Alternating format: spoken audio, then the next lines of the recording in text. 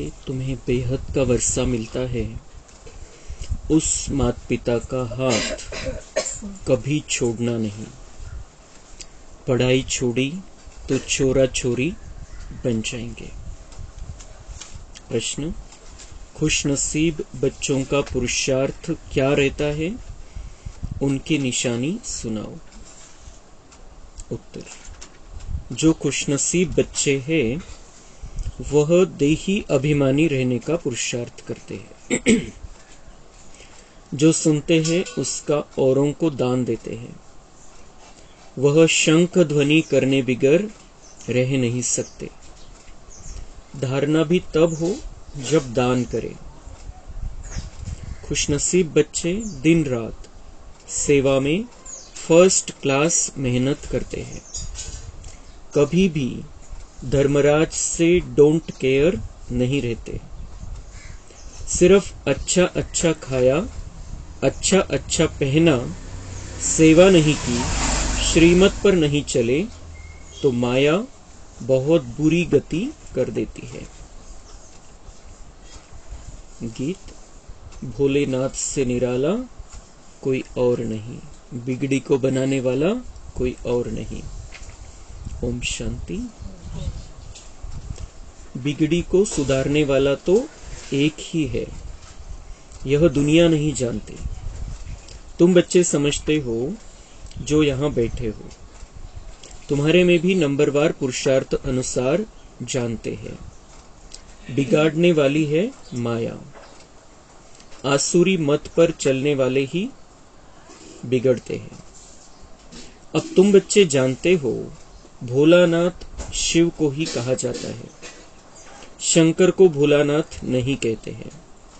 भोलानाथ उनको कहा जाता है जो बिगड़ी को बनाने वाला है, बड़ा भोला है, गरीबों को अखूट खजाना देने वाला है। बच्चों को आदि मध्य अंत का ज्ञान देते हैं, जिसके यह चित्र बने हुए हैं। और कोई ऐसा नहीं समझते कि यह उल्टा वृक्ष है। भगवानुवाच है कि इस झाड़ और ड्रामा का ज्ञान और कोई भी वेद शास्त्र में नहीं है, भगवान ने ही दिया है, उनका ही शास्त्र है, जिसके लिए कहा जाता है सर्व शास्त्र शिरोमणि भगवत गीता। इस झाड़, सृष्टि रूपी झाड़ और ड्रामा का ज्ञान बाबा म्हणता है कोई वेद शास्त्र में नहीं है। ये कहा है सर्व शास्त्र शिरोमणि भगवत गीता, जो सच्ची भगवत गीता है, बाबा की मुरली है। और बाबा की मुरली से हमें इस सृष्टि रूपी झाड़ का और इस नाटक का सारा सत्य समझ में आ गया है। तो ऐसा बाबा जो हमारी बिगड़ी को बनाने वाला है, शिव भोलानाथ, हमारी तकदीर बिगड़ गई थी, माया ने बिगाड़ दी थी, विकारों ने हमें आदि मध्य अंत दुख दिया है द्वापर से अब तक। तो ऐसी बिगड़ी हुई तकदीर, बिगड़ी हुई स्थिति को सुधारने वाला हमारा एक भोलानाथ शिव बाबा है। शंकर भोलानाथ नहीं है। शंकर तो हमारी तपस्या का प्रतीक है। और हमारी तपस्या जब फुल स्थिति में होगी, पावरफुल अवस्था हमारी हो जाएगी तपस्या की, तब इस दुनिया का महापरिवर्तन हो जाएगा। लेकिन भोलानाथ शिव बाबा हमारे लिए अखूट खजाने लेकर आता है। हम जो माया के चक्कर में फंस गए थे, उनको वो अपने ज्ञान की शक्ति से, अपने प्यार की शक्ति से बाहर निकालता है। परमपिता परमात्मा कितना मीठा बाबा है, परंतु उसकी याद माया भुला देती है। बाबा म्हणतात तुमचा दोष नहीं है, माया विसरायला लावते तुम्हाला। तो वो माया कौन है? वो माया तो हमारी कमजोरी है। तुम शिव बाबा को याद करने की कोशिश करते हो, लेकिन माया बड़ी जबरदस्त है, वह तुमको याद करने नहीं देगी। क्यों याद करने नहीं देगी? क्योंकि हम उसका राज्य छीन रहे हैं। और बाबा ने उसको परीक्षक के रूप में रखा है संगम युग में, हम बच्चों के लिए। दुनिया वाल्यांची गोष्ट वेगळी आहे, पण बच्चांसाठी माया तर परीक्षकाच्या रूपामध्ये परीक्षा घेण्यासाठी आलेली आहे। तो माया परीक्षा लेगी, हमें उसमें पास होना है। वो कोई आसानी से हमें देवता बनने देने वाली नहीं है। विघ्न डालेगी, परेशान करेगी, लेकिन हमें पक्का रहना है, मजबूत रहना है। अब बाबा तुमको इस रोने की दुनिया से दूर ले जाते हैं, जहां 21 जन्म तुमको रोने की दरकार ही नहीं रहती है। ये रोने की दुनिया है, दुख की दुनिया है। और जिस दुनिया में बाबा हमें लेकर जा रहा है, बाबा म्हणता है 1 सेकंड के लिए भी तुम्हें रोना नहीं आएगा, दुख नहीं होगा। फिर उस दुनिया में जाने के लिए बाबा हमें पढ़ाता है। फिर कोई तो अच्छा पढ़ते हैं, कोई तो पढ़ाई अथवा कॉलेज को ही छोड़ देते हैं। कॉलेज छोड़ा यानी बाप, टीचर, सद्गुरु को छोड़ा। पढ़ाई छोड़ना, मुरली छोड़णं म्हणजे बाबा म्हणताय परम पिता, परम शिक्षक आणि परम सद्गुरूला तुम्ही सोडलं। नुसती मुरली नाही सोडली, त्याला पण सोडलं, ते ऑटोमॅटिक होतं। छोड़ने से छोरा बन जाते हैं। छोरा उनको कहा जाता है जिनके माँ बाप नहीं होते हैं। छोड़ने से, अगर छोड़ दिया, बाबा को छोड़ दिया, पढ़ाई को छोड़ दिया, तो बाबा म्हणता है जैसे कि अनाथ बन गए। नाथ मिल गया था, लेकिन उस नाथ को, आत्मा की नाथ को हमने छोड़ दिया। जो जन्म जन्म का हमारा पिता है, उसको छोड़ दिया। जन्म जन्म का वर्षा गंवा देते हैं। म्हणून बाबा म्हणता है जैसे कि छोरा छोरी बन गए। तो माता पिता जिनसे स्वर्ग का वर्षा मिलता है, उनको छोड़ा तो छोरा छोरी बन जाते हैं।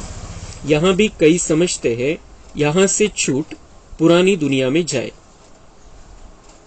बाबा म्हणता है बच्चे भी यहाँ के नहीं, दूसरे कई किसी सेंटर के। बाबा म्हणता है यहां भी कई समझते हैं यहां से छूट पुरानी दुनिया में जाए। ती जुनी दुनिया आकर्षित करते। ही जी जुनी, बाबाने जे सांगितलं की धूल छाई हो गई है, धूल में मिलने वाली है, गंदी दुनिया है, छीछी दुनिया है, लेकिन माया भी है वहां पर, और आकर्षित रूप में, अभी नए नए रूप में माया आती है। तो बाबा म्हणता है यहां भी कई बच्चे हैं ऐसे हैं जो, जिनके मन में आता है कि हम बलिए, वही दुनिया अच्छी है, उसी दुनिया में रहना है। कुछ बच्चे जो कमजोर आत्माएं हैं, वो ऐसा सोचते कि तेच आपलं बरं होतं। नियम मर्यादा तर नव्हत्या,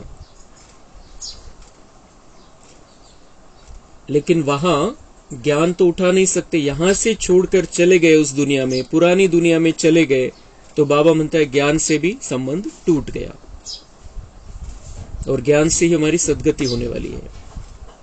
वहां तो नाटक, बायोस्कोप, घूमना फिरना, अच्छा कपड़ा आदि मिलेगा। जिनकी तकदीर में नहीं है, तो फिर ऐसे ख्यालात चलते हैं। विनाश काले विपरीत बुद्धि होती है, तो फिर पुरानी दुनिया तरफ चले जाते हैं। अभी विनाश काल चल रहा है, बाबा ने समझा दिया है पक्का कि ये विनाश काल है। अभी कलयुग जाकर सतयुग आने वाला है, और उसके लिए ही ये संगम युग बाबा ने रचा है, और उस संगम युग में हम आ गए हैं। फिर भी ऐसे समय पर, ऐसे विनाश काल में बाबा से विपरीत बुद्धि हो जाते हैं, बाबा से मुख मोड़ लेते हैं, तो बाबा म्हणता है फिर वो पुरानी दुनिया तरफ चले जाते हैं। और पुरानी दुनिया तरफ जाना मतलब कलयुग में रहना। कलयुग में रहना मतलब सतयुग मिलता ही नहीं है डायरेक्ट। संगम युग में जो आएगा वही सतयुग में आ सकता है। वहां पर तो बाबा म्हणता है ये घूमना फिरना, नाटक, सिनेमा, ये ड्रेस, वो साड़ी, ये सब चलता है उधर। म्हणजे बुद्धी त्याच्यामध्येच राहील। तुम जानते हो पुरानी दुनिया तो जल्द खत्म होनी है, साथ में तो कुछ नहीं चलना है। यहां हम कितना भी कुछ भी कर ले, अच्छे से अच्छा कर ले, अच्छे से अच्छा खा ले, अच्छे से अच्छा पहन ले, या अच्छे से अच्छी बिल्डिंग बना ले, या अच्छे से अच्छी गाड़ी ले ले, कुछ भी कर ले हम यहाँ पर, साथ में तो कुछ चलना नहीं है। 1 सेकंड में छोड़ना पड़ेगा सब। तुमको इस देह अभिमान को भी छोड़ना है। देह अभिमान के कारण ही और सब विकार आते हैं। सगळ्यात महत्वाचं बाबा म्हणतात देह अभिमान को छोड़ना है, और उसकी वजह से सारे ये शरीर भान की वजह से ही सारे विकार आते हैं। देही अभिमानी बनने में बहुत मेहनत है। बाप कहते अपने को आत्मा समझो। प्रत्येक मुरलीमध्ये रिपीट करतो बाबा ही गोष्ट। क्यों? क्योंकि ये पक्का नहीं हुआ है अभी तक। अभी तक पक्का नहीं है, इसलिए बाबा को बार बार बोलना पड़ा, और वो थकता भी नहीं है बोलने से. असं नाही की जाऊ दे तुम्ही ऐकतच नाही, आता मी सांगतच नाही तुम्हाला. जसं आई वडील पण मुलांवर रागवतात, नाराज होऊन जातात, अशा प्रकारे नाराज होऊन जातात की मला जाऊ दे, तुला जे करायचं ते कर. लेकिन भगवान कितने साल से कह रहा है ये बात, वो थकता ही नहीं है, वही बात रिपीट करता है बार बार. अपने को आत्मा समझो, क्योंकि उसे पता है कि जब हम अपने आप को आत्मा समझेंगे तब ही हमारा कल्याण होने वाला है, क्योंकि हम परमात्मा से जुड़कर रहेंगे और ज्ञान गुण शक्तियों की धारणा होगी हमारे अंदर. इसी से हमारी सद्गति होने वाली है, इसी से हम फरिश्ता बनने वाले हैं, इसी से हम फरिश्ता बन के देवता बनने वाले हैं. जे आपले देवत्व होतं ते गायबच याच्यामुळे झालेलं की आपण स्वतःला आत्मा समजणं सोडलं. म्हणून बाबा हे प्रत्येक म्हणजे याच्या साकार मुरल्यामध्ये पण सांगितलं आणि अव्यक्त मुरल्यामध्ये पण तशा प्रकारचा पॉइंट बाबा घेऊनच येतो की अपने आप को आत्मा समझो. और जब हम रोज सुनते हैं तो और हमें वो पक्का हो जाता है. त्या एक तासामध्ये जेवढी आपण मुरली ऐकतोय तेवढा वेळ आपण त्या स्थितीमध्ये राहतो, नंतर त्याचा प्रभाव राहतो. लेकिन कोई अगर मुरली नहीं सुनता है, रिपीट हो रहा है करके, तो फिर तो उसका वो वही बातें सारी बुद्धि में रहेगी दुनिया की, और स्थिति भी गड़बड़ रहेगी. बाप कहते हैं अपने को आत्मा समझो, मैं भी टेम्पररी इस तन में आया हूं. हम सो देवता थे, अब फिर हम सो शूद्र बने हैं. श्रीमत पर चल, हम विश्व को स्वर्ग बनाते हैं. तुम बच्चे कितने खुशनसीब हो. जब शिव बाबा आते हैं तब तुम भारत माताओं को ही शक्ति सेना बनाते हैं, इसलिए तुम्हारा नाम पड़ा है शिव शक्ति सेना. तुम शिव से शक्ति ले अपना स्वराज्य स्थापन कर रहे हो. भारत माता शिव शक्ति सेना, ये हमारी रूहानी मिलिट्री का नाम है, और उसमें माताएं आगे हैं. माताओं को बाबा ने आगे रखा है और भाई लोग सपोर्ट में है, सहयोग देने के लिए है. और हम सब शिव शक्ति सेना के सदस्य हैं, हम बाबा की मिलिट्री के सदस्य हैं, और हमें माया को हराना है और अपना राज्य वापस लेना है. ती मिलिट्री जी असते, गव्हर्नमेंटची मिलिट्री असते, ती देशाच्या संरक्षणासाठी लढत असते. प्राप्ती त्यांना काय होईल त्याच्यामधून, एखादं वीर चक्र मिळेल, परमवीर चक्र मिळेल. मृत्यू झाला त्या स्थितीमध्ये तर घरच्यांना पैसे मिळतील, वगैरे वगैरे वगैरे. ते खूप चांगलं काम करताय, त्यांच्यामुळे आपण इथे सुरक्षित आहे त्या मिलिटरीमुळे.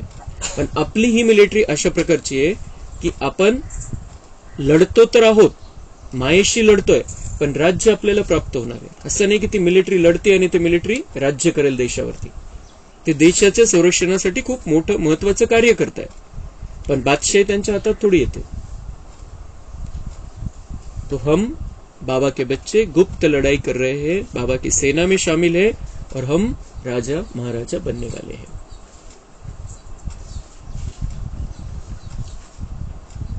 तुम्हारी तो है नई बातें.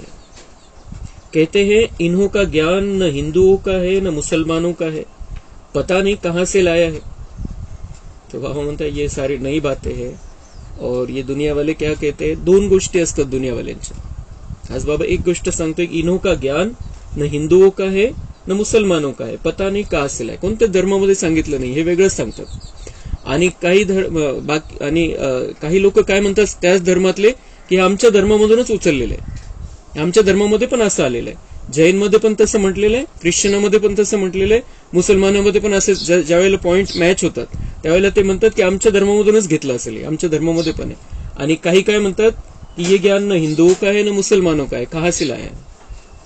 तर मॅचिंग पण आहे आणि मॅचिंग नाही पण आहे दुनियावाल्यांच्या धर्माशी.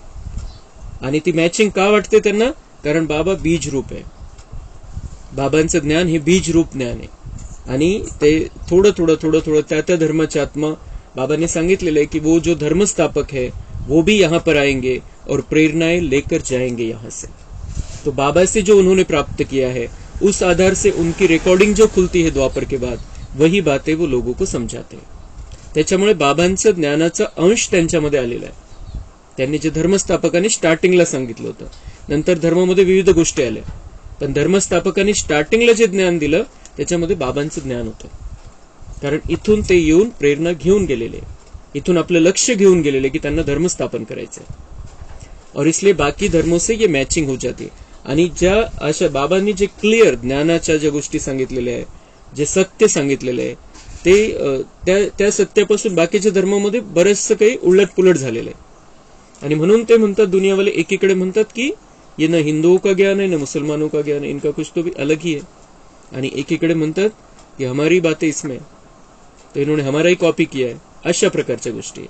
लेकिन भगवान जब आता है तब ये सारा सत्य हमें बता देता है कि क्या सत्य क्या है, किसने क्या लिखा, किसने क्या बोला, उससे भगवान को क्या मतलब. भगवान आकर हमें सत्य सुनाता है, फिर जिसके उसके हिसाब से जो अपने बुद्धि के हिसाब से उन बातों को लेता है.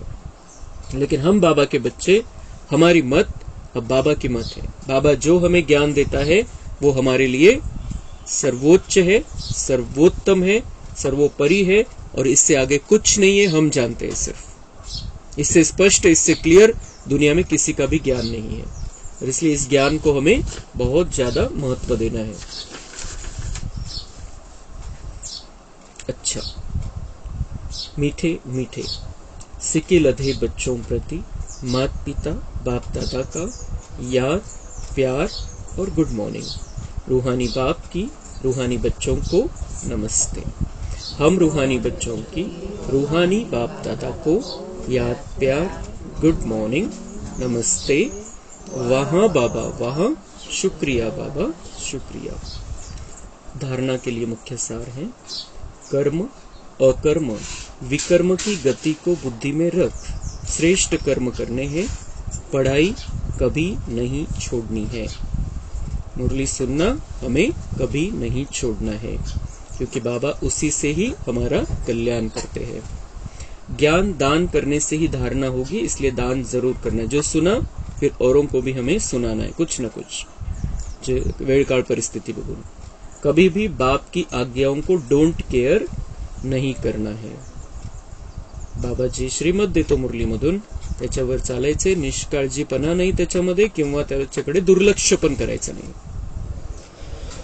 वरदान, सब व्यर्थ चक्रों से मुक्त रहो, निर्विघ्न सेवा करने वाले अखंड सेवाधारी भव. सेवा तो सब करते हैं, लेकिन जो सेवा करते भी सदा निर्विघ्न रहते हैं, उसका बहुत महत्व है. सेवा के बीच में कोई भी प्रकार का विघ्न न आए. वायुमंडल का, संग का, आलस्य का, यदि कोई भी विघ्न आया तो सेवा खंडित हो गई. अखंड सेवाधारी कभी किसी विघ्न में नहीं आ सकते. जरा संकल्प मात्र भी विघ्न न हो. सब व्यर्थ चक्रों से मुक्त रहो, तब सफल और अखंड सेवाधारी कहेंगे. अखंड सेवा करायची, चांगली सेवा करायची, एकच उपाय, सब व्यर्थ चक्रों से मुक्त रहो. सुदर्शन चक्र घुमाते रहना है. बाबा पर निश्चय, करण करावनहार बाबा है. बस ही स्थिती जर असेल तर आपली सेवा अखंड पण राहील आणि निर्विघ्न पण राहील. स्लोगन, जो दिल और दिमाग से ऑनेस्ट है वही बाप व परिवार के प्यार के पात्र है. सगळ्या प्रकारची इमानदारी, भावनेमध्ये इमानदारी पाहिजे, आणि आपली जी बुद्धी आहे त्याच्यानुसार पण, तर्कशक्ती जी आहे, विवेक जो आहे आपला, त्यानुसार पण आपली इमानदारीची स्थिती पाहिजे. इथं जे आपण या रस्त्यावरती चालतोय, एकमेकांच्या संपर्कामध्ये येतोय, सेवेवरती आहे, आपण योग करतोय, मुरलीला येतोय, मुरली ऐकतोय, सगळ्यामध्ये आपली ईमानदारी पाहिजे. तो हम बाबा के भी प्यारे बन जाएंगे और ब्राह्मण परिवार के भी प्यारे बन जाएंगे.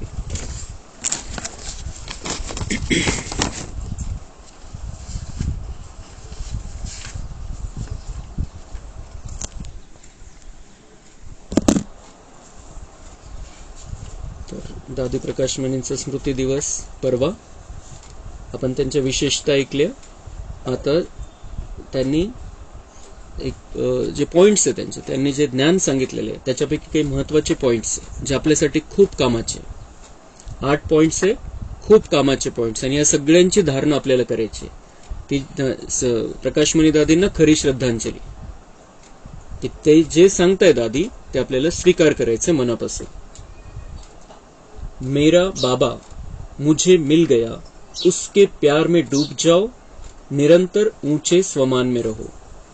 मेरा बाबा मुझे मिल गया. मेरा बाबा हा साधा शब्द नहीं है, वो मेरा बाबा जन्म जन्मांतर का मेरा परम पिता, परम शिक्षक, परम सद्गुरु, सर्वशक्तिवान, इस दुनिया का मालिक, इस सृष्टि का रचयिता, बीज रूप परमपिता परमात्मा, वो मुझे मिल गया है। अब उसके प्यार में डूब जाना है। एक बूंद के प्यासे थे भक्ति मार्ग में, उसका परिचय नहीं था तो उसके चरणों की धूल बनने को तैयार थे, लेकिन अब वो कहता है मेरे में डूब जाओ, मैं प्यार का सागर हूं और मेरे में डूब जाओ। तो आपण हा चान्स नाही सोडायचा। निरंतर ऊंचे स्वमान में रहो। मैं कौन हूं, मैं किसका हूं, मैं कौन सी आत्मा हूं। जो बाबा हमें परिचय देता है हमारा, आपलीच ओळख त्यांनी करून दिलेली आपल्याला, आपल्या स्वतःची ओळख, तर त्या स्थितीमध्ये आपण राहायचे। तो हम जिस स्थिति में रहेंगे वैसे लक्षण ऑटोमेटिक आ जाएंगे हमारे अंदर और उस दिव्यता को हम प्राप्त कर लेंगे। भगवान के घर में हम सब भगवान के बच्चे बैठे हैं। हम सब भगवान के बच्चे बैठे, भगवान के बच्चे, भगवान के भक्त नहीं। भगवान एक ही है दुनिया में और हम उसके बच्चे हैं। सादी गोष्ट नहीं है। जो 63 जन्म के पुराने भक्त हैं, हम 63 जन्म के उसके भक्त हैं, लेकिन अभी पता चला है कि हम तो उसके बच्चे हैं। हमारा वो संबंध फिर से स्थापित हो गया है और हम 63 जन्म भक्ति करने वाली आत्मा है। इसलिए हमने भक्ति छोड़ दी है या भक्ति को मानते नहीं है, वो तो सवाल ही नहीं है। बाबा का सर्टिफिकेट है कि हम 63 जन्म के पुराने भक्त है। आपल्या इतकी भक्ती आणि आपल्यापेक्षा जास्त काळ भक्ती करणारे या दुनियेमध्ये कोणीच नाहीये। उलट भक्तीची ती शिकवणारे आपण की भक्ती कशी करायची, कोणाची करायची, कशा पद्धतीने करायची, हे सगळी लाइन अपन लावून दिलेली है। इसलिए हम भक्तों को नाम भी नहीं रखते हैं, लेकिन भक्ति के बारे में हमें सत्य पता अभी चला है जब हम बच्चे बने हैं भगवान के। हमें भक्ति का फल स्वयं भगवान मिला है, इसलिए दिल से निकलता और सहारा देने वाले दिल कहे तेरा शुक्रिया। अभी हमें भक्ति का फल मिला है। भक्ति का फल क्या है? स्वयं भगवान हमारा हो गया है, भगवान हमें मिल गया है। स्वतः आतल्या आत ही गोष्ट, हे सगळ्या गोष्टी आज जे आपण ऐकतो दादींनी जे सांगितलेल्या, त्याचं आतल्या आत चिंतन करायचंय। सगळं बदलून जाईल, आपलं आतलं जे जीवन आहे सगळं बदलून जाईल। स्वीकारायचं याला मनापासून, दादी काय सांगताय आपल्याला। फिर हमारे दिल से निकलता है कि ओ सहारा देने वाले दिल कहे तेरा शुक्रिया। सच्चा सहारा, सबसे बड़ा सहारा हमें मिल गया है। फक्त आता त्याचं बोट आपण सोडायचं नाही, उसकी उंगली पकड़कर चलना है, तो वो सदा हमें साथ देगा और ऑटोमेटिक हमारे दिल से उसके लिए शुक्रिया निकलता रहेगा। सदा यही खुशी का गीत गाते ओ बाबा, ओ भाग्य विधाता, तूने हमें जहान का नूर बनाया, अपनी प्यार की गोदी के झूले में झुलाया, अपनी प्यार की गोदी के झूले में झुलाया। पंचमीला दोऱ्यांचा झोका असतो, तो पण आता त्याचं सुद्धा प्रमाण, त्याच्यापासून पण तेवढा इंटरेस्ट नाही राहिलेला आहे। पहिले जे चालायचं त्या दोरीच्या झोक्याचा इंटरेस्ट राहिलेला नाही, लेकिन बाबा हमें प्यार की गोदी के झूले में झुलाता है। हमें उतना प्यार उससे करना है। हम अबलाओं को, कमजोरों को, दुर्बलों को आकर बलवान बनाया। अंदर से तो कमजोरी हो गए थे, हम शक्तिहीन हो गए थे, लेकिन बाबा शक्ति भर रहा है, ज्ञान दे रहा है और उस आधार से हम फिर से शक्तिशाली बनते जा रहे हैं। तो ये गीत अंदर ही अंदर बाबा के प्रति हमारा चलते रहना चाहिए। तूने हमें सब कुछ दे दिया। क्या दिया? वर्षा दे दिया। अंदर से रिकॉर्डिंग हो रही है, ऐसे नहीं कि आज का बाहर का जीवन बदल दिया। ते क्लिअर ठेवायचं आपण एकदम। कारण आपण काय विचार करतो जेव्हा आपण म्हणतो की बाबा तूने सब कुछ दिया, आणि मग सगळे प्रॉब्लेम दिसतात समोर, सगळे लिस्ट समोर येते की हे प्रॉब्लेम आहे, याच्याकडून प्रॉब्लेम आहे, हा इतकं मोठं संकट आहे, असे वेगवेगळ्या प्रकारचे संकट येतात। कधी पाऊस पडतो, कधी जास्त होतो, कधी कमी होऊन जातो, कधी काय होतं, ही लिस्ट लगेच येते समोर। लेकिन हमें क्लियर बुद्धि में रखना है कि बाबा हमारी रिकॉर्डिंग अच्छी कर रहा है 5000 साल के लिए। ये तो अभी अंतिम जीवन है, अंतिम समय है। अंतिम समय में इसी के कारण तो हमारी परीक्षा है। जर सगळं नॉर्मल राहील तर आपल्याला कसं निवडणार बाबा? ॲबनॉर्मल आहे, प्रॉब्लेम आहे सगळे, त्यावेळेला आपण स्थिर राहतोय तो बाबांना लक्षात येईल कि ये राज्य संभाल सकते हैं, क्योंकि बाबा नहीं रहने वाला है नई दुनिया में, हमें राज्य कारभार देना है उसको, तो वो चेक तो करेगा। फिर परिस्थितियां खराब आएगी तभी तो चेकिंग होगी हमारी। सगळं नॉर्मल चाललंय तर सगळे चांगलेच राहणार आहे, स्थिती चांगलीच राहील। इसलिए हमें ये पक्का करना है कि बाबा ने मुझे सब कुछ दे दिया, ये पक्का बुद्धि में रखना है, क्योंकि वो रिकॉर्डिंग बना रहा है 5000 साल के लिए, राज्य भाग्य देने के लिए आया है। यहाँ के प्रॉब्लम तो परीक्षा है, ये तो खेल है, और मेरी शक्तियां बढ़ाने के लिए आते हैं। अब जीवन में अप्राप्त कोई वस्तु नहीं जो मैं मांगू, कोई अप्राप्त वस्तु, जो मिलना होगा मिलेगा, संतुष्टता। जब कभी किसी के मुख से निकलता बाबा आप मुझे शक्ति देना, किसी के मुख से निकलता बच्चों के, तो दादी क्या कहती है, तो मैं कहती यह बोल भी क्यों निकलता, क्या मेरे मांगने से वह देगा? हम मांगने वाले भक्त नहीं, हम तो अधिकारी है। कितना नशा है दादी को, हम कोई भक्त थोड़ी है जो मांगेंगे बाबा हमको शक्ति देना, भिकारे सर को। बाबा दादी म्हणता है कि हम तो अधिकारी है, अधिकारी बच्चों के मुख से यह बोल अच्छे नहीं लगते।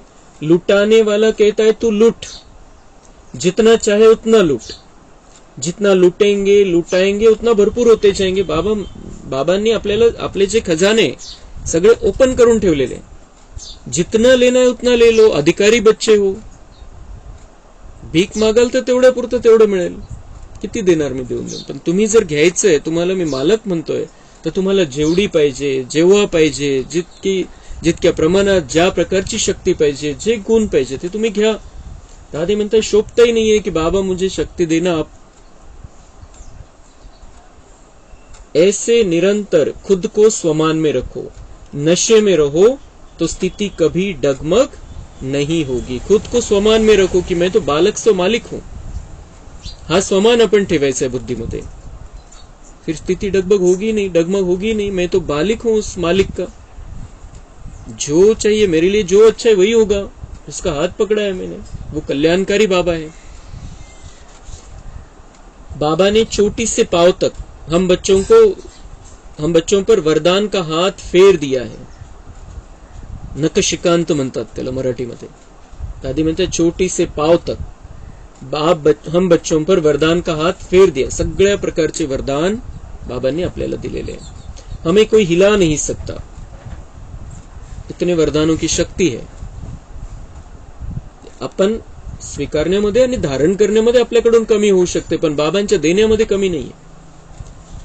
मुझे तो मिल गया मेरा प्यारा बाबा, बस दिल से यही गीत गाते रहो, जितना हो सके जिगर से रूहरियान करो।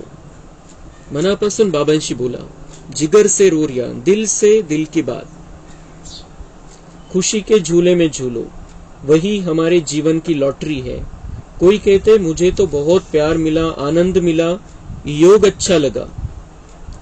मैं कहती बस हम उसके दिल को सच्चा नहीं मानते।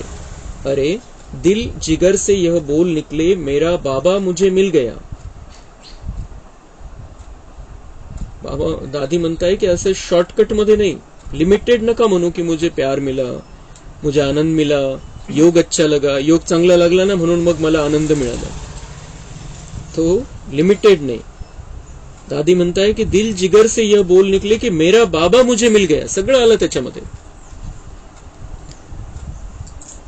म्हणजे कंटिन्युअस ती स्थिती पाहिजे, असं नाही की आपण योग मध्ये बसलो, मुरली ऐकतोय, तेवढ्या वेळापुरता मला आनंद मिळाला। नए नए फूलों को तो बाबा बाबा कहे उसके प्यार में डूब जाना चाहिए,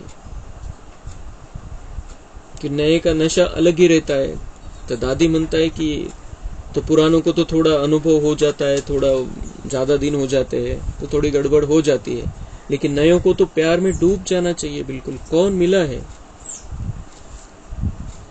एक भौरा भी फूल के पीछे फिदा हो जाता, उसमें छिप जाता। तो खुद से पूछो, हमें फूल बनाने वाला बाप उस पर मैं भौरे की तरह फिदा हूं, दीवानी हूं, मर चुकी हूं, मिट गई हूं या अब तक भी जिंदा हूं? दादी म्हणते चेक कर, अब तक भी जिंदे हो या मर गए? जिंदे हो मतलब वही देहभान, और मर गए मतलब देहभान को खत्म कर दिया। आत्मा परमात्मा की हो गई ही स्थिति। आप सब अपने पास एक तराजू रखो, तराजूचं चित्र समोर आणायचंय। उस तराजू में एक तरफ रखो बाबा और दूसरे तरफ अनेक जन्मों के कर्मों का बंधन।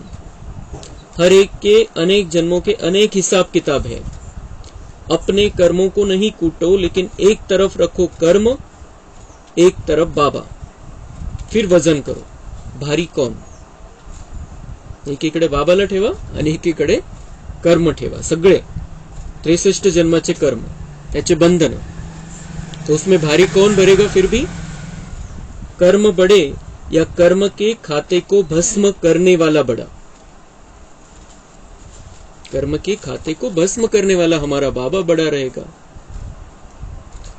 कर्मों से बचाने वाले ने हमारी जवाबदारी स्वयं अपने हाथ में ले ली। उसने कहा, तू मेरी अंगुली पकड़ो, मैं तुम्हारे सब पाप भस्म कर दूंगा। यह जिम्मेवारी उसने ली। बाबा की अंगुली पकड़नी है, बाबा के श्रीमत का हाथ पकड़ना है, बाबा की याद में रहना है, तो उसकी जिम्मेदारी है कि वो जो हमारे कर्मों का खाता है वो खत्म कर देगा। तो भारी कौन हुआ? बाबा हुआ। बाबा सारे 63 जन्मों के सेकंड सेकंड के किए हुए हमारे पाप कर्मों को भस्म कर सकता है। इतनी छोटी सी बिंदी, लेकिन भारी है। वजन तर कर्माचं जास्त असलं पाहिजे तसं, लेकिन पण त्याला भस्म करणारा मोठा राहील त्याच्यापेक्षा। जब जिम्मेवार ने हमारी जिम्मेवारी ली तो हमारा दिल, दिमाग, यह अंग सब शीतल हो गए। भगवान हम बच्चों से वायदा करता है, वह अपना वायदा निभा रहा है, फिर हम अपनी पूरी जवाबदारी उसके हाथ में देकर हल्के क्यों नहीं होते? हल्के बनो तो फरिश्ता बनो। तो सगळं घ्यायला तयार आहे, सगळे आपले कर्माचे खाते भस्म करायला तयार आहे, सगळं आपलं कर्माचं ओझं घ्यायला तयार आहे, विकार दान मध्ये घ्यायला तयार आहे। तो दादी म्हणताय, दे दो उसके हाथ में, हल्के हो जाओ, हल्के बनोगे तो फरिश्ता होगे। जर ती टोकरी आपण अजून 63 जन्मापासून तर ते सगळं धरून ठेवलेलं आहे, आपण ओझं झालेलं आहे त्याचं। आता बाबा म्हणताय उतरून ठेवा, आता मला देऊन टाका। और जब हम दे देंगे बाबा को, हम बिल्कुल हल्के हो जाएंगे, तब हम फरिश्ता होंगे, और फरिश्ता होकर ही देवता होना है। तो जल्दी से जल्दी हमें सब बातों से हल्का हो जाना है और बाबा का बनकर रहना है। रोज सवेरे एक ही धुन लगाओ, मुझे मेरा बाबा मिल गया, मुझे मेरा बाबा मिल गया। हे रोज रोज ऐकून आपल्याला ते नॉर्मल कॉमन झालेलं आहे, त्याचं महत्व नाही राहिलेलं आहे। पण तरी दादी काय म्हणताय, रोज धुन लगाओ इस बात की, दिल से अंदर से निकलना चाहिए, मुझे मेरा बाबा मिला। किसको कौन मिला है? किसको कौन मिला है? मैं देहधारी को नहीं मिला है, वो देहधारी कोई। मैं आत्मा जो अजर अमर अविनाशी हूं, मुझे मेरा पिता मिल गया है, मुझे मेरा शिक्षक मिल गया है, मुझे मेरा सदगुरु मिल गया है, सर्वशक्तिवान मिल गया है, वो मेरा साथी बन गया है। ये धुन लगाओ सवेरे सवेरे, म्हणजे सेटिंग होऊन जाईल दिवसभरासाठी। यह शिव बाबा की याद की भांग पी लो, घोट घोट कर नशा चढ़ा दो। भांग कोणती प्यायची आहे? शिव बाबा की याद की भांग पी लो, इतका नशा चढ़ला पाहिजे। घोट घोट कर अपने को नशा चढ़ा दो, बस इसी मस्ती में रहो, तो बाकी दुनिया की सब मस्तियां खत्म हो जाएगी। इसी मस्ती में अगर रहेंगे, मुझे मेरा बाबा मिल गया, ये नशा अगर चढ़ा रहेगा, तो दुनिया की जो मस्तियां है, इधर जाना है, उधर जाना है, ये पहनना है, ये खाना है, जैसे बाबा ने आज बताया हमें, उन सब बातों से दूर हो जाएंगे और माया के आकर्षण से हम परे रहेंगे। माया हमें हरा नहीं पाएगी फिर। या युक्त्या ज्या त्यांनी स्वतः जीवनामध्ये आणल्या होत्या ते आपल्याला सांगतात। दादी कशामुळे बनले, इतकी लेवल का झाली त्यांची वरची, और वो नई दुनिया में गद्दी पर तो बैठेंगे, दूसरी तीसरी गद्दी पर तो बैठने ही वाले हैं दादी प्रकाश मणि। तो उन्होंने ये पुरुषार्थ कैसे किया, उनका पुरुषार्थ, उनके आइडिया वो हमें बता रहे।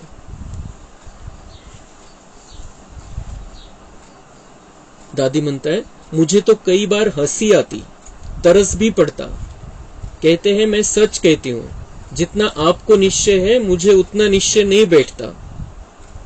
काय म्हणतात काही बच्चे, दादी म्हणताय कि जितना आपको निश्चय है मुझे उतना निश्चय नहीं बैठता, मुझे भगवान मिला है यह अंदर से नहीं आता।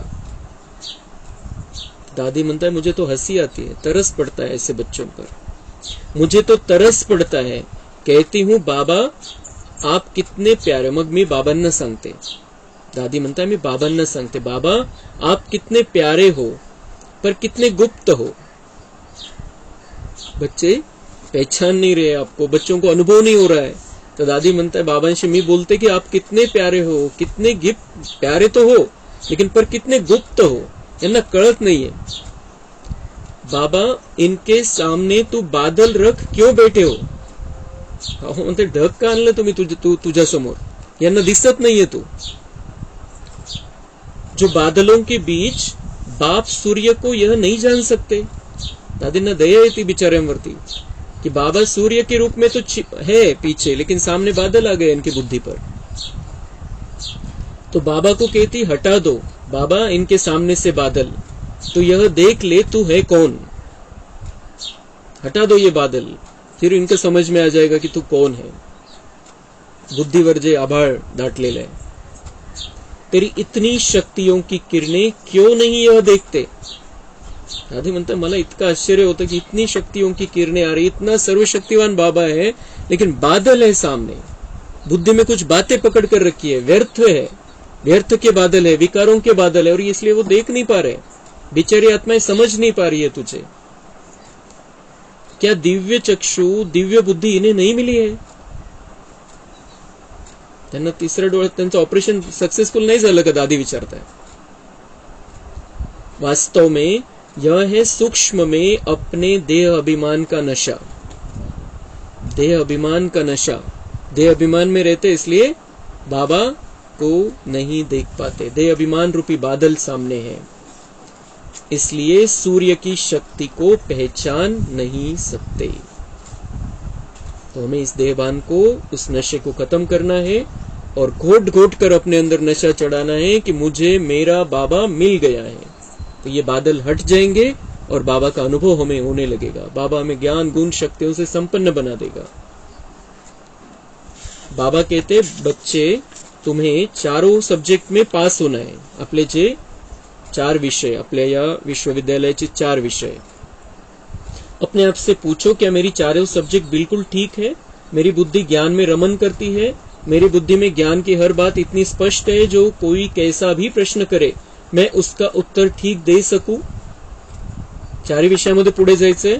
दादी म्हणतात ज्ञानामध्ये चेक करा पहिले की ज्ञान क्लिअर झालंय का, आपण कोणाला कोणत्याही प्रश्नाचं उत्तर ठीक प्रकारे देऊ शकतो का, जसं बाबा देतात, लॉजिक तर्कासहित देऊ शकतो का, आपण चेक करायचं। नाही तर मग कशामध्ये कमी आहे, कोणतं ज्ञानाचा पॉइंट आपल्याला क्लिअर झालेला नाही तो क्लिअर करून घ्यायचा।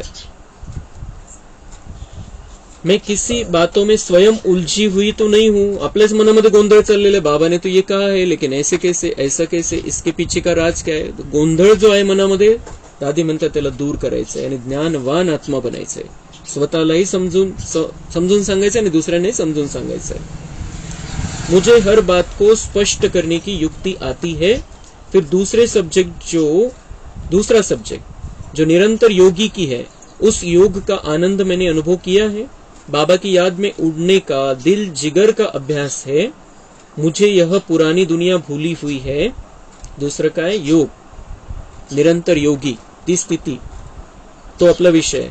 तो बाबा की याद में उडणे का दिल जिगर का अभ्यास है, खूप आपण मनापासून आनंदमयी स्थितीमध्ये बाबांपर्यंत उडतो, बाबाला आपल्याकडे बोलवतो, आनंदमयी स्थितीमध्ये कनेक्शन आहे का बाबांशी। मुझे यह पुरानी दुनिया भूली हुई है, क्या पुरानी दुनिया यहाँ पर है, चेक करायचंय। मन बुद्धीवरती कशाचा प्रभाव आहे, या दुनियेमध्ये राहायचंय, कर्म कर्तव्य पार पाडायचे, पण दुनिया आपल्यामध्ये नसली पाहिजे, ही आपल्यामध्ये फक्त सतयुग चाललं पाहिजे आणि बाबाचं ज्ञान। तो फिर हमारा योग का सब्जेक्ट भी बहुत अच्छा रहेगा। अगर याद का गहरा अभ्यास हो तो मन में जो अनेक प्रकार के प्रश्न उठते हैं उन सब का जवाब स्वतः मिल जाएगा। यह सब्जेक्ट जितनी जो पॉवरफुल बना सके बनाओ, जितकी बाबांची आठवण पॉवरफुल करता येईल तितकी आपल्याला करायची आहे। तो जो प्रश्न उठते मन में वो भी दादी म्हणताय क्लिअर होऊन जाईल। बरेचसे फायदे आठवण करण्याचे बाबांचे, त्याच्यापैकी ज्ञान पण क्लिअर होणं हा पण एक फायदा आहे। योग की मस्ती बनी रहे तो कमाई ही कमाई है। जिसकी प्रीत मुरली से नहीं, योग में लगन नहीं, वह कोई सेवा भी लगन से नहीं कर सकते। मुरली से प्रीत नहीं, योग में लगन नहीं, तो सेवा भी नहीं होगी। कोई कोई कहते हैं मैं रोज मुरली नहीं सुनती हूँ, नींद आ जाती है, नौकरी पर जाना होता है, पेपर है। मैं कहती यह भी तुम मेरे बाबा की इंसल्ट करती हो। दादी म्हणता है कारण सुनाते, बहाने बनाते, लेकिन ये मेरे बाबा की इंसल्ट है दादींच्या नजरेतून। बाबा सागर वह मुझे रत्न देता और मैं कहती मैं रोज क्लास नहीं कर सकती। जन्म जन्मांतर का फायदा है, जन्म जन्मांतर की कमाई है। वो रत्न लेकर आता है हमारे लिए, थालियां भर भर कर लाता है। और दादी को आश्चर्य लगता है कि बच्चे कहते हैं कि जो मिस करने वाले कि मैं नहीं कर सकती हूँ क्लास। भगवान आता है, मुझे टाइम नहीं है। भगवान आता है, आने दो, मुझे टाइम नहीं है। जो बाबा की मुरली का, पढ़ाई का कदर नहीं करते, वह ब्रह्मा कुमार कुमारी नहीं। क्लास मिस करना यह भी श्रीमत की पहली पहली अवज्ञा है। पहिले श्रीमतचं उल्लंघन आहे मुरली क्लास मिस करणं, कारण मुरली क्लासच्या द्वारेच बाबा आपल्याला तयार करत असतो। हमारी तीसरी सब्जेक्ट है दैवी गुण। कोई कहते मेरे में यह कड़ा संस्कार है, मुझे यह शब्द सुनते ऐसा लगता, यह भी कोई जवाब है? मेरे स्वभाव में मूड ऑफ का स्वभाव है, ईर्ष्या का संस्कार है, देह अभिमान है, थोड़ा जोश आ जाता है, पता नहीं क्या क्या बोलते हैं। मैं पूछती हूँ क्या यही प्रसाद में भगवान को भोग चढ़ाते हो? भगवान को भोग तो चाहे लगाओ नहीं लगाओ, रोटी सब्जी का लगाओ नहीं लगाओ, लेकिन भोग कौन सा चाहिए बाबा को? हमारे दिव्य गुणों का भोग चाहिए। दिव्य गुणों से सजे सजाए हमें बाबा के पास जाना है। तो ऐसा नहीं ईर्ष्या जोश ये वो सब बातें दादी म्हणता है कि ये ऐसा प्रसाद भगवान को नहीं चढ़ाना। ये तुम प्रसाद दे रहे हो, तुम्हारी ये स्थिति है, तुम भगवान को प्रसाद दे रहे हो इस तरीके का। एक बार इन सब स्वभावों को भेंट चढ़ाई खत्म हुआ या बार बार यही भेंट चढ़ाते रहेंगे? बार बार वही स्थिति। दादी म्हणता है पहले संस्कार है पण त्याला आता समाप्त करायचं है। क्या इनको अपने पास रखने से सुख शांति मिलेगी? क्या इनको अपने पास, जो तुम कहते हो कि मूड ऑफ होता है, ये होता है, वो होता है, तो इसको अपने पास रखेंगे तो सुख शांति मिलेगी? निगेटिव राहील, गडबड राहील तर सुख शांति कुठून है? तो सुख शांति चाहिए तो दादी म्हणता है ये सब बाबा को अर्पण कर दो एक ही बार में। तो देखना है हमारी तीसरी सब्जेक्ट जो दैवी गुणों की है वह मेरे जीवन में कहां तक धारण हुई है, मैंने इस सब्जेक्ट में कितनी मार्क्स ली है।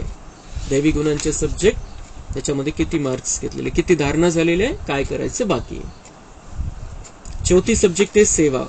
तो हमें खुद के लिए जीना है या विश्व कल्याण के लिए जीना है? अभी हमारा जीवन विश्व कल्याण के लिए होना चाहिए। सारे विश्व का कल्याण करने की जिम्मेवारी बाबा ने हमें दी है, हमें उसके लायक समझता है। तो दादी म्हणता है विश्व कल्याण के लिए जीना है या खुद के लिए जीना है? वो कलयुग वाले खुद के लिए जीते हैं, हमें विश्व कल्याण के लिए जीना है। अजून उदाहरण देता है दादी की कई सोशल वर्कर होते जो कितनी लगन से सेवा करते दुनिया त्या कलियुगामध्ये पण। काही उदाहरणं अशी आहे की ज्यांचं फक्त समाजसेवेमध्ये लक्ष आहे, स्वार्थ नाहीये कुठल्याही प्रकारचा, अपना तन मन धन सब सेवा में लगा देते, वो दुनिया वाले भी जिनको ज्ञान नहीं है बाबा का। जब वह इतना सेवा में दे सकते हैं तो क्या हम अपना श्वास श्वास सफल नहीं कर सकते? हम तो भगवान के बने हैं, ज्ञानी आत्माएं हैं। तो दादी म्हणता है वो कर सकते हैं तो हम क्यों नहीं कर सकते? हमें तो भगवान मिला है। क्या खुद के लिए श्वास है या बाबा की सेवा के लिए है? मेरा एक एक संकल्प, श्वास, समय, संपत्ति, यह जीना मेरे बाबा की सेवा के लिए है या स्वयं के लिए है?